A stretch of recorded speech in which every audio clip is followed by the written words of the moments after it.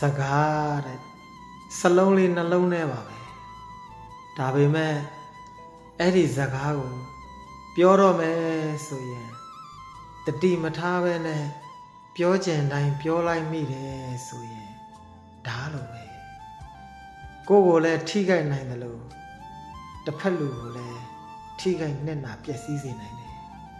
ဒါကြောင့်စကားပြောတော့မယ်ဆိုတတိထားပါအဲ့ဒီစကားကိုတတိလေးထားပြီးတော့ညံလေးနဲ့ထည့်ပြီးတော့ပြောလိုက်တယ်ဆိုရင်တော့တရားလိုပဲ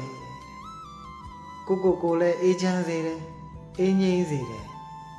တစ်ဖက်လူကိုလည်းအေးချမ်းစေတယ်အေးငြိမ်းစေတယ်ဒါကြောင့်စကားဘလို့ပဲပြောဒီစကားပါပဲဒါကြောင့်စကားတစ်ခွန်းပြောတော့မယ်ဆိုရင်ပြောကျင်တိုင်းမပြောပါနဲ့ပြောသင့်မှပြောပါ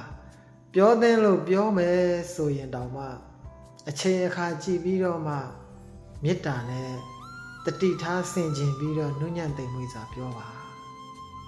နှလုံးစိတ်ဝမ်းငြိမ်းချမ်းကြပါစေ